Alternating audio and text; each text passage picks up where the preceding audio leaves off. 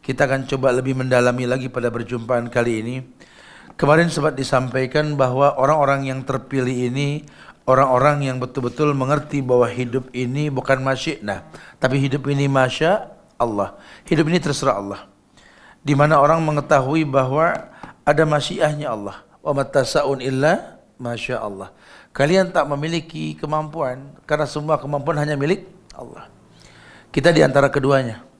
Ya, kita yakin sekali bahwa manusia ini memiliki usaha walaupun Allah yang berkehendak. Sehingga banyaklah muqaddimah ulama mengingatkan kita untuk paham bahwa ibadah yang kita lakukan seperti hadis qudsi yang pernah Allah sampaikan, kullu amal ibni Adam lahu. Kullu amal ibni Adam lahu. Bahwa setiap ibadah anak Adam ini kembali pada si pelakunya. Sehingga kalau seandainya Allah menjanjikan banyak manfaat ibadah dalam Quran dan Sunnah Rasulullah Sallallahu Alaihi Wasallam, kita harus mencari efek tersebut. Ada sebuah riwayat ketika Rasul bersabda, Innallaha yuhibbu ayyara asra ni'mati ala abdi. Bahwa Allah sangat menyukai melihat bekas-bekas nikmat dalam diri seorang hamba. Sehingga yang Allah inginkan nikmat itu menjadi sebuah bagian kebaikan yang dilakukan. Allah ciptakan manusia menjadi rijal. Allah, ar-rijalu qawwamuna ala nisa. Wa laysa dzakaru kal unsa. Allah ciptakan perempuan, ayyuma imra'atin matat wa zawjuha radin faqalat min ashabil jannah. Jaminannya surga kalau dia menurut sama suaminya. Tentu bahasa-bahasa seperti ini menjadi sebuah arahan dalam hidup kita karena berkait dengan firman Allah dan sabda Rasulullah sallallahu alaihi wasallam. Pun dibahas kemarin tentang 6 hal yang perlu menjadi muqaddimah ibadah yang kita lakukan agar ibadah itu memiliki bekas. Sekedar mengingatkan, kemarin kita sempat bahas yang pertama apa? Al-musyaratah. Apa ini al-musyaratah? Adanya ikatan kuat antara diri hamba dengan Tuhannya. Janganlah kau beribadah kepada Tuhan yang tak kau kenal. Allahu Akbar. Dia tidak tahu siapa Allah. Padahal Allah mengatakan walillahi asmaul husna fad'uhu biha. Allah punya nama-nama yang sempurna, minta dengan nama tersebut. Berapa banyak orang yang salat, orang yang beribadah setahun, 5 tahun, 10 tahun, bahkan 40 tahun dia beribadah, dia tidak menghafal nama Tuhannya. Khawatir sekali ibadah cuma sekedar gugur kewajiban. Padahal Allah katakan inna sholata tanha anil fahsya wal munkar. Salat ini mencegah perbuatan keji dan munkar. Karena kau tak kenal ke siapa kau sholat cuma gugur kewajiban. Lihatlah yang sholat pasang bom bunuh diri. Lihatlah yang sholat mencaci maki pemerintah, menghalalkan demonstrasi. Lihatlah mereka yang sholat, mereka tidak bergaul dengan manusia eksklusif. Lihatlah mereka yang sholat Allahu Akbar, bahkan sama mertua pun tak cakap, tak bicara. Lihat. Katanya sholat, mana bekas sholatnya? Katanya sholat, tanha anil fahsya wal munkar. Ini yang mesti dikritisi. Ternyata banyak orang sholat cuma sekedar gugur kewajiban. Maka indahnya dakwah Rasulullah Sallallahu Alaihi Wasallam ketika diperintahkan kepada saat Mu'az bin Jabal, ketika diperintahkan berdakwah ke negeri Yaman. Innaka ta'ti qauman min ahlil kitab falyakun awwala ma tad'uhu syahadatu an la ilaha illallah wa inhum ata'uka lidzalik fa'alimhum bi anallahu taradu alaihim khamsus salawat. Baru perintah sholat setelah sampainya perintah syahadat. Maka ulama sering sekali menekankan dalam kitabnya ini tentang usul salasa. 3 landasan pokok dalam beragama. Bukan cuma tulisan ulama. Ini uslubnya ulama untuk mendapatkan manfaat sholat. Kenalilah Allah dengan benar. Kenalilah Nabi Muhammad dengan benar. Kenalilah Islam dengan cara yang benar. Kalau usul ini 3 kau pegang, dasar sudah kau pegang, kesananya mudah nanti. Karena semua sholat memiliki bekas, semua ibadah memiliki bekas. Syahadat yang kau ucapkan, asyhadu an la ilaha illallah wa asyhadu anna Muhammadan Rasulullah. Wallahi, Nabi mengatakan, fa inna dima'ahum wa amwalahum wa a'radahum haramun alaikum illa bihaqqil Islam. Orang kalau sudah bersyahadat, fa inna dima'ahum, darahnya tidak boleh ditumpahkan. Wa amwalahum, hartanya tidak boleh dikorupsi, dijarah tidak boleh. Wa a'radahum, bahkan kehormatannya pun tak boleh diinjak-injak. Dia sudah bersyahadat, dia muslim. Salat yang dia lakukan jelas bekas tanha 'anil fahsya wal munkar. Puasa yang dia lakukan la'allakum tattaqun. Zakat yang dia keluarkan ma anfaqtum min syai'in fahuwa yukhlifuh. Ma naqasat shadaqatu min malin unfik alaik. Umrah haji yang dia lakukan laisa lahul jazaa ilal jannah. Semua ibadah memiliki bekas. Nikah aghadhu lil basar wa ahsan lil farj. Dan banyak lainnya. Nah, kita pengen itu seperti sabda Nabi tadi, innallaha yuhibbu ayyara ni'matahu ala abdi. Allah sangat suka melihat bekas nikmat dalam diri seorang hamba. Disuruh kemarin al-musyaratah. Yang kedua, al-muraqabah. Yakni ada usaha untuk mendekatkan diri ke Allah. Karena memang dia tahu bahwa hidup ini untuk ibadah, maka dia usahakan bagaimana caranya ini muraqabah. Dia jadikan ibadah sebagai bentuk taqarrub ilallah. Dia ibadah, dia sholat dalam rangka bersyukur kepada Allah. Rihlahnya dia itu sholat. Apa kata Nabi kepada Bilal? Ya Bilal, arihna bis sholah. Ya Bilal, arihna bis sholah. Hai Bilal, istirahatkan kami dengan sholat ya Bilal. Macam kan istirahat? Ya ini kita relaksasi dengan sholat. Allahu Akbar. Allahu Akbar. Sami Allahu liman hamidah. Allahu Akbar. Allahu Akbar. Allahu Akbar. Subhanallah. Ada kenikmatan orang yang sholat betul-betul mendapatkan tumakninah. Maka sholat mendapatkan efek tanha 'anil fahsya wal munkar. Kalau betul dia muraqabah. Semua ibadah muraqabah betul. Kenapa? Dikhususkan hanya untuk Allah pun disampaikan kemarin. Qul innas salati wa nusuki wa mahyaya wa mamati lillahi rabbil alamin. Katakan ya Muhammad, sesungguhnya salatku, sembelihanku, hidupku secara umum, matiku secara khusus lillah, hanya untuk Allah. Bahkan di akhir dikatakan wala tamutunna illa wa antum muslimun. Jangan sampai kalian diwafatkan kecuali dalam keadaan Islam. Islam yang mana? Islam yang dibawa Rasulullah sallallahu alaihi wasallam. Islam tanpa embel-embel. Anda mau berorganisasi urusan Anda lah, tapi jangan organisasikan Islam. Karena rekomendasi Allah itu innad dina indallahil Islam. Dikasih embel-embel, kata Allah, wa may yabtaghi ghaira islami dina fala yuqbala minhu. Wa may yabtaghi ghaira islami dina fala yuqbala minhu wa huwa fil akhirati minal khasirin. Di akhirat rugi karena berislam tidak seperti yang dicontohkan Rasul. Ini yang dikatakan sama Nabi kepada Huzaifah ibn Yaman, walakin fihi dukhan. Di akhir masa nanti Islam itu ada awan, ada kabut. Walakin fihi dukhan. Wa ma dukhanuhu ya Rasulullah? Apa asap itu, dukhan itu ya Rasulullah? Qaumun yastanuna bi ghairi sunnati wa yahduna bi ghairi hadi. Ta'rifu minhum wa tunkir. Akan ada kaum di akhir zaman nanti yang bersunnah tidak dengan sunnahku.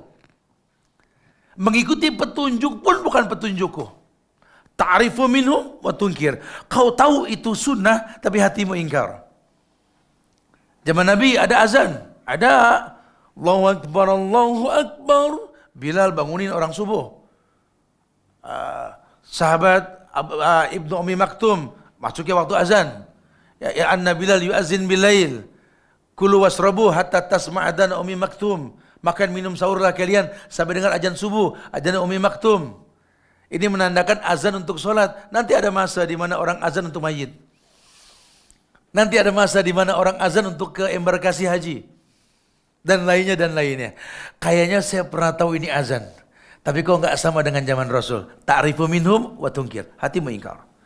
Dulu zaman Rasul ada orang baca Quran, ada. Walaupun Quran belum dibukukan. Cuma dulu idza quriyal Quran fastami'u lahu. Kalau Quran dibacakan diam dan dengarkan. Satu baca yang lain dengar. Ada masa nanti orang baca semua Quran.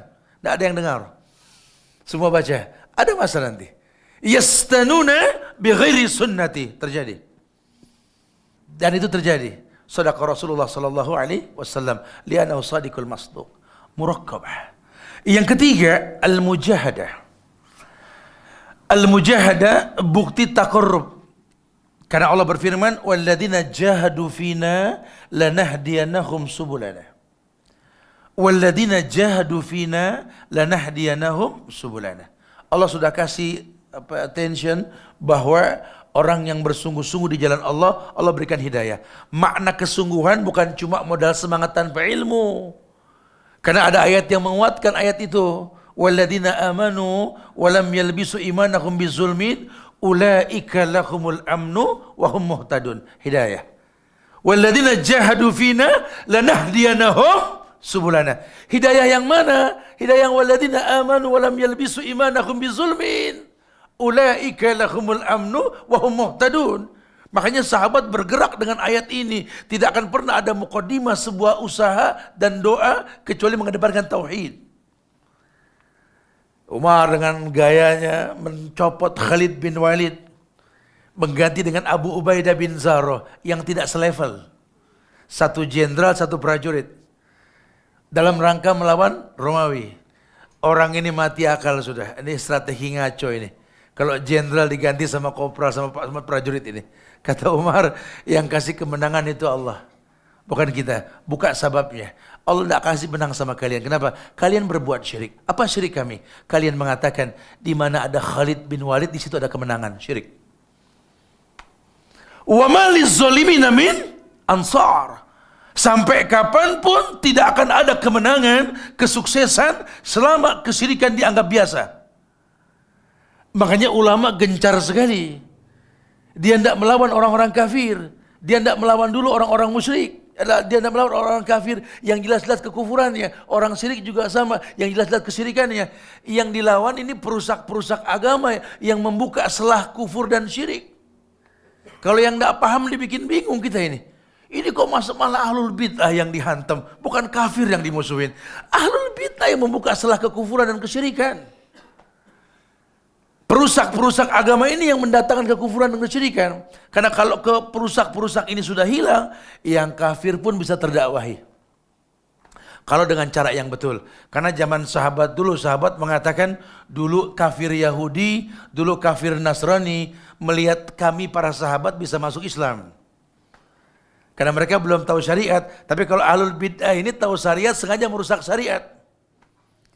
Wa may yushakkikir rasula min ba'di ma tabayyana lahul huda wa yattabi' ghaira sabilil mu'minin nuwallihi ma tawalla wa nuslihi jahannam wa sa'at masira. Statement Allah begitu. Di An-Nisa ayat 115 itu.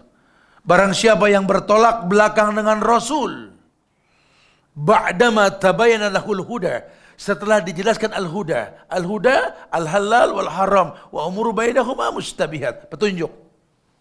Halal sudah jelas, haram pun jelas. Antara halal dan haram ada yang namanya syubhat. Faman ittaqa syubhat faqad istabra lidini wa irdih. Orang yang menjauhkan syubhat, menjaga agama dan kehormatannya. Sudah tahu halal, sudah tahu haram, syubhat pun dia sudah paham. Wa yattabi' ghaira sabilil mu'minin. Malah dia pakai cara yang orang-orang kafir lakukan. Yang orang beriman enggak melakukannya. Allah katakan nuwallihi ma tawalla, kupalingkan dia sejauh mungkin. Lihat istidraj. Nabi pun mengatakan, "Idza ra'aitallah yu'til 'abda minad dunya ma yuhibbu wa huwa muqimun 'ala ma'asihi, fadzalikal istidraj." Kata Rasul, makanya nanti kalau kamu melihat ada Allah memberikan nikmat pada seseorang sementara dia pelaku maksiat dan istiqomah di atas kemaksiatannya, fadzalikal istidraj. Itulah istidraj. Jangan terkecoh. Jangan kita masuk ke dalam sistem yang salah. Aduh Ustaz, hari gini Ustaz, kita kalau nggak pakai bank konvensional nggak bisa lah hidup Ustaz. Haruslah makan riba Ustaz. Ya resikonya memang kita takbir. Allahu Akbar. Di dompet kita ini ada ATM riba. Kau cumbu Allah dengan isti'anah, wasta'inu bisabri wassalah. Tapi kau katakan perang dengan riba, betul? Kau perang melawan Allah. Aneh bin ajaib ini, Masya Allah. Seperti orang yang mengatakan a'udzubillahi minasyaitonir rajim, a'udzubillahi samil alim. Tapi yang terjadi berbuat mubazir. Innal mubazirina kanu ikhwana syayatin. Di satu sisi kau berlindung kepada Allah dari godaan setan yang terkutuk, di sisi lain kau gandeng setan, yuk berteman dengan aku. Ini kan aneh sekali. Ketika kau tak rasakan keindahan dalam hidupmu, dalam ibadah yang kau lakukan, kau komplain sama Tuhan. Ya Allah, hamba sudah sholat ya Allah. Hamba sudah berzikir ya Allah. Mana tak kau rasakan jawaban dari kau ya Allah. Terjadi. Akhirnya apa? Akhirnya istijal. Apa istijal? Yaqulul abdu qad da'autu falam ara yastajibu li. Akhirnya dia berlaku salah. Dia katakan sama Allah, da'autu, aku telah berdoa, tapi tak kulihat jawabannya. Itu istijal dan itu haram dalam Islam. Tayyib. Kemudian yang keempat, kemarin sempat disampaikan at-taslim, betul? Antum yang belum catat silakan at-taslim. At-taslim itu artinya ketundukan dan kepatuhan. Udkhulu fis silmi kafah. Ya, suruh masuk Islam secara menyeluruh. At-taslim ada ketundukan dan kepatuhan. Jangan sampai orang yang bersungguh-sungguh ini ya tidak memahami bahwa kesungguhan itu ada kepatuhan dalam Islam. Di surat Al-Ahzab ayat 36 kemarin saya sampaikan kalau nggak salah ya.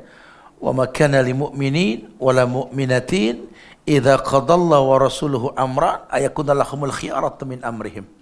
Tidak ada pilihan lain buat orang beriman, laki kah dia, perempuan kah dia. Kalau Allah dan Rasulnya telah tentukan hukum, kecuali mengatakan sami'na. Bicara nanti antum belum mampu menegakkan syariat, jangan jadi hakim buat hukum. Atau menyangka, ya kalau menurut saya sih hukum ini, kalau menurut saya, siapa saya?